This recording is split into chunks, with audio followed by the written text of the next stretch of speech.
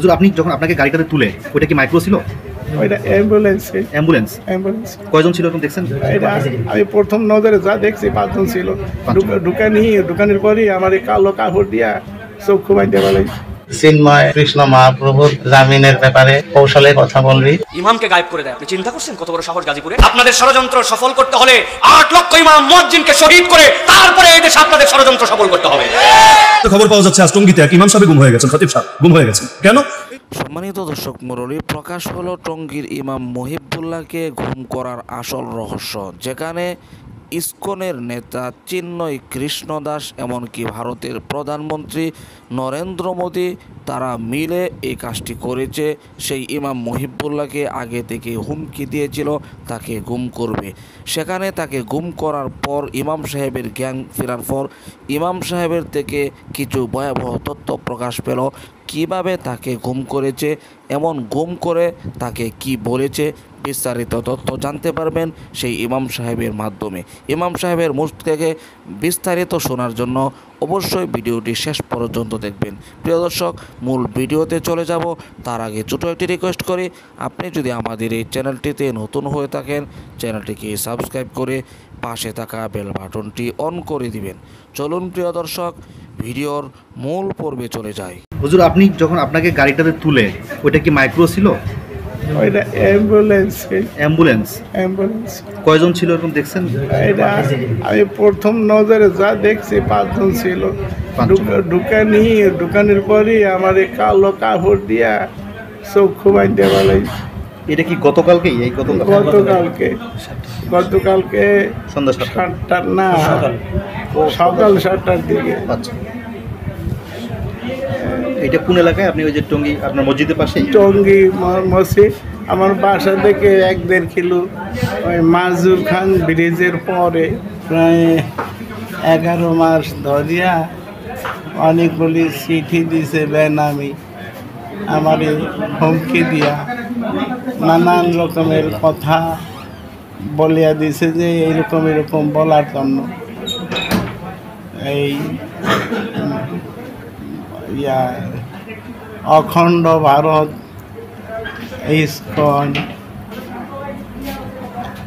পক্ষে কথা বলার জন্য, বাংলাদেশে ধর্মভিত্তিক দলগুলির বিরুদ্ধে কথা বলার জন্য, বিএনপি এনসিপি এদের বিরুদ্ধে কথা বলার জন্য, আর মুসলমান মেয়েরা হিন্দু ছেলেদের সাথে প্রেম করতে কোনো বাধা নাই, এগুলি মেম্বারে বসে তুই বলবি, কৌশলে বলবি। গতকালকে 7টার দিকে হাঁটতে বাইরে ছিলাম, তারপরে এইরকম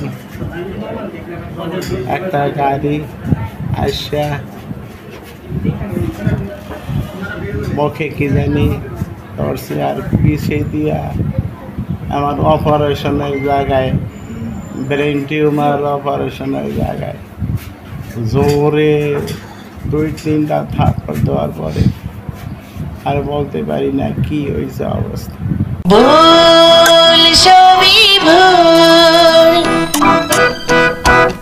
গাজীপুর টঙ্গী এলাকার বিজিসিএল জামে মসজিদের শ্রদ্ধেয় খতিব মহিবুল্লাহ মিয়া হুজুর, ওনাকে গতকাল অপহরণ করা হয় এবং আজকে সকালবেলা আমাদের পঞ্চগড়ের শহরের কাছে নীলপেট নামক জায়গায় পুলিশ তাকে উদ্ধার করে।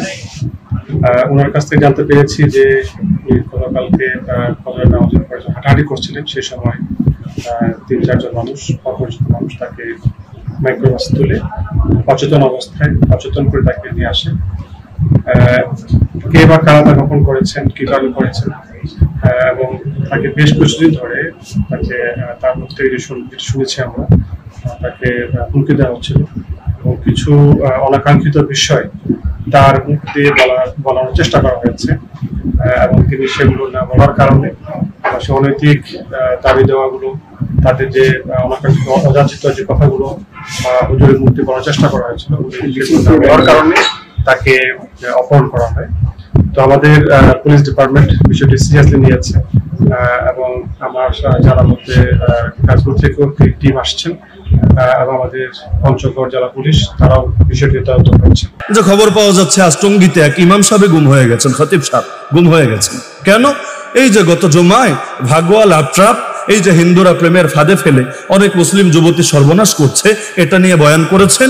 ইসকন চিঠি পাঠিয়েছে তাকে, সত্য মিথ্যা আল্লাহ ভালো জানে, তদন্ত হলে এক সময় আসলটা বের হবে। তো এখন আলেম ওলামারাও গিয়েছেন, ভাইয়েরা গিয়েছেন, চেষ্টা চালাচ্ছেন। তো এখন সংবাদ পাওয়া যাচ্ছে তার ছেলে এই ছবিটা পর্যন্ত সবাইকে দেখাচ্ছে যে এই চিঠি তাকে হুমকি দেওয়া হয়েছে। তো হুমকির বিষয় থেকে ওইভাবে সিরিয়াস নেয় নাই, হুমকি তো 2 পয়সার মানুষও দাঁড়ায় দিতে পারে। লেকিন আজকে সকাল থেকে তাকে আর খুঁজে পাওয়া যাচ্ছে না, আল্লাহই ভালো জানেন তার নসিবে কি আছে। আমাদের সিলেটে এমন হয়েছিল, আব্দুর রহমান মোগলাবাজারের রহমতুল্লাহ আলী মসজিদের এক ইমাম সাহেব ইসকনের বিরুদ্ধে কথা বলেছিলেন, পরবর্তীতে গলা কাটা অবস্থায় তার লাশ পাওয়া গিয়েছিল।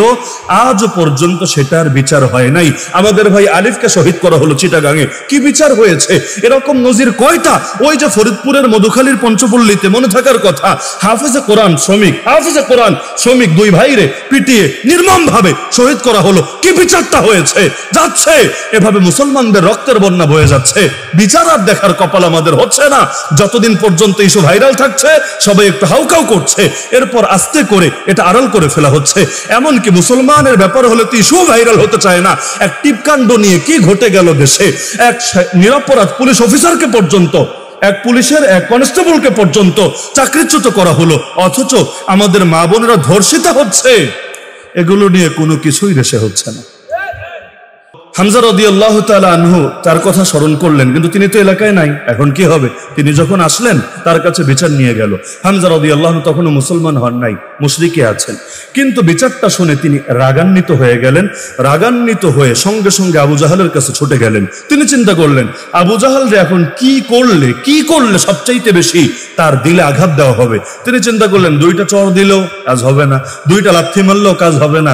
ইজ্জত থাকলে না ইজ্জত যাওয়ার প্রশ্ন, যাদের ইজ্জত নাই ওদের ইজ্জত যাবেটা আর কি। তো যার কারণে এগুলো দিয়ে কোনো কাজ হবে না। তিনি চিন্তা করলেন ওর দিলে আঘাত দিতে চাইলে বড় একটা অস্ত্র আছে, সেটাই কাজে লাগাতে হবে। তিনি গিয়ে বললেন, শোন আবু জাহাল, তোর এত বড় সাহস, তুই আমার ভাতিজার গায়ে হাত তুললি, অথচ আমি তো তার ধর্ম কবুল করে নিয়েছি, পারলে আমার গায়ে হাত তোল দেখি। কথাটা কি সত্য না মিথ্যা? আসলে মিথ্যা। তিনি এখনো ধর্ম কবুল করেন নাই, এখনো কালেমা পড়েন নাই। তাহলে বললেন কেন? বলেছেন আবু জাহালরে খেপানোর জন্য, বলেছেন ওর কলিজায় আগুন জ্বালানোর জন্য। আবু জাহাল এটা শুনে পুরো আসমান থেকে পড়লো, হায় হায়, কি হলো এটা? প্রিয় দর্শক, আশা করি সম্পূর্ণ ভিডিওটি দেখলেন। ভিডিও থেকে অবশ্যই বুঝতে পেরেছেন বর্তমান সময়ে অনেক মুসলিম মেয়েরা হিন্দু ছেলেদের প্রেমে পড়ে, যার কারণে এমন ষড়যন্ত্রে লিপ্ত হয়ে যায়। সঠিকভাবে বিষয়টি বুঝতেই পারে না হিন্দু মেয়েরা। তাদের সরলতাকে কেন্দ্র করে, তাদের এই সরলতাকে পুঁজি বানিয়ে বিভিন্ন হিন্দু সম্প্রদায়ের ছেলেরা মুসলমানদের ঈমান আকিদাকে নষ্ট করছে, এমনকি মুসলিম মেয়েদেরকে অপহরণ করছে। এই ইসকনের নেতা চিন্ময় কৃষ্ণদাস এমনকি ভারতের নরেন্দ্র মোদীর মাধ্যমে এই সমস্ত কর্মকাণ্ড ব্যাপকভাবে দেশে ছড়িয়ে পড়ছে। আর সেই সমস্ত বিষয়ে মানুষকে, মুসলিম মেয়েদেরকে সতর্ক করানোর জন্যই ইমাম সাহেব মিম্বারে বসে পক্ষে কথা বলেছিল। প্রিয় দর্শক, বিস্তারিত জানতে পারবেন পরের ভিডিওতে।